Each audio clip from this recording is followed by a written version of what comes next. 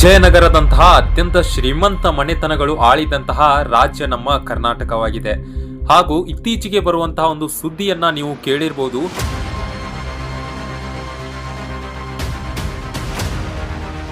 ಲಕ್ಕುಂಡಿ ಎಂಬ ಗ್ರಾಮದಲ್ಲಿ ಒಬ್ಬ ಹುಡುಗನಿಗೆ ಮನೆಯ ಅಡಿಪಾಯವನ್ನು ಹಾಕುವಂತಹ ಸಂದರ್ಭದಲ್ಲಿ ಆ ಹುಡುಗನಿಗೆ ಚಿನ್ನ ಸಿಕ್ಕಿದೆ, ನಿಧಿ ಸಿಕ್ಕಿದೆ ಅಂತ ಹೇಳ್ತಾ ಇದ್ದಾರೆ. ಅದರ ಬಗ್ಗೆ ಸಂಪೂರ್ಣವಾಗಿ ಈ ವಿಡಿಯೋದಲ್ಲಿ ತಿಳಿದುಕೊಳ್ಳೋಣ. ಇದೊಂದು AI ವಿಡಿಯೋ ಆಗಿದ್ದರಿಂದ ಇದಕ್ಕೆ ಬಹಳಷ್ಟು ಎಫರ್ಟ್ಗಳಿರುತ್ತೆ. ಅದಕ್ಕೋಸ್ಕರ ನೀವು ನಮ್ಮ ಚಾನಲ್ಗೆ ಹೊಸದಾಗಿ ಬಂದಿದ್ರೆ ದಯವಿಟ್ಟು ಸಬ್ಸ್ಕ್ರೈಬ್ ಮಾಡಿ, ಲೈಕ್ ಮಾಡಿ ಹಾಗೂ ಕಮೆಂಟ್ ಬಾಕ್ಸ್ನಲ್ಲಿ ನಿಮ್ಮ ಅಭಿಪ್ರಾಯವನ್ನು ತಿಳಿಸಿ. ಜನವರಿ 10, 2026ರಂದು ಒಂದು ಪುಟ್ಟ ಬಡ ಕುಟುಂಬದವರು ತಮ್ಮ ಮನೆಯನ್ನ ಕಟ್ಟೋದಕ್ಕೆ ಅಡಿಪಾಯವನ್ನ ತೆಗಿತಿರ್ತಾರೆ.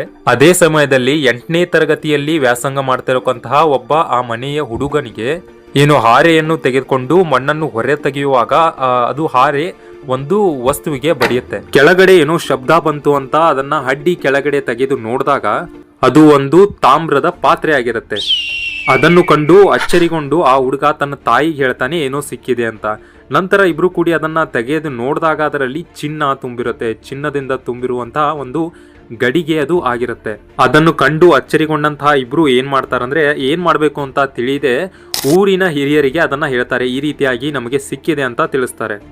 ಆಗ ಊರಿನ ಹಿರಿಯರು ಅದೇ ಸಮಯಕ್ಕೆ ಪೊಲೀಸರಿಗೆ ಕರೆ ಮಾಡಿ ಈ ರೀತಿಯಾಗಿ ಎಲ್ಲ ಸಿಕ್ಕಿದೆ ಅಂತ ಮಾಹಿತಿಯನ್ನ ಇಟ್ಕೊಂಡು ಆ ಖಜಾನೆ ಏನು ಸಿಕ್ಕಿದೆಯಲ್ಲ ಅದನ್ನ ಗುಡಿಯ ಒಳಗಡೆ ಇಡ್ತಾರೆ. ಯಾಕಂದ್ರೆ ಹಳ್ಳಿ ಜನ ಎಲ್ಲದಕ್ಕೆ ಭಯ ಪಡ್ತಾರೆ, ಇದು ದೇವರ ವಸ್ತು ಆಗಿರುತ್ತೆ, ಇದನ್ನ ನಾವು ಏನ್ ಮಾಡಬಾರ್ದು ಅಂತ ಅನ್ನೋಗೋಸ್ಕರ ಅದನ್ನ ಗುಡಿ ಒಳಗೆ ಇಟ್ಟು ಪೊಲೀಸರು ಬಂದ ತಕ್ಷಣ ಅದರ ಪಂಚನಾಮೆಯನ್ನು ಮಾಡ್ತಾರೆ. ಪಂಚನಾಮೆ ಅಂದ್ರೆ ಅದರಲ್ಲಿ ಪೊಲೀಸರು ಹಾಗೂ ಇಲಾಖೆ ಆಯುಕ್ತರು ಹಾಗೂ ಊರಿನ ಕೆಲವರು 5 ಜನ ಸೇರಿ ಅದನ್ನ ನೋಡ್ತಾರೆ. ಅಂದ್ರೆ ಟ್ರಾನ್ಸ್ಪರೆಂಟ್ ಆಗಿರಬೇಕು, ಯಾವುದೇ ತನಿಖೆ ಇಲ್ಲ ಅಂತ ಅದನ್ನ 5 ಜನ ಸೇರಿ ಅದನ್ನ ಚೆಕ್ ಮಾಡ್ತಾರೆ.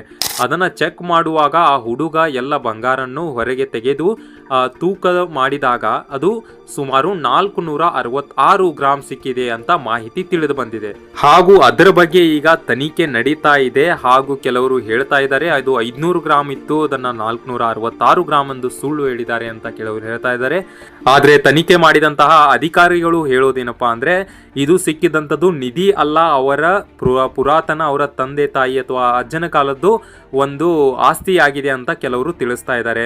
ಅದಕ್ಕೋಸ್ಕರ ನಾನು ಹೇಳೋದೇನಪ್ಪಾ ಅಂದ್ರೆ ಅದು ನಿಧಿ ಅಲ್ಲ ಅಂದಮೇಲೆ ಆ ಸಿಕ್ಕಿರುವಂತಹ ಚಿನ್ನ ಆಭರಣಗಳಿದೆಯಲ್ಲ ಅದು ತಕ್ಕಂತಿರ್ಬೋದು. ಅದಕ್ಕೋಸ್ಕರ ಅದನ್ನು ಅವರಿಗೆ ಒಪ್ಪಿಸಬೇಕು ಹಾಗೂ ಅಥವಾ ಆ ಮನೆಯವರಿಗೆ ಏನಾದರೂ ಸಹಾಯವನ್ನಾದರೂ ಮಾಡಬೇಕು ಅಂತ ನನ್ನ ಅನಿಸಿಕೆ ಆಗಿದೆ.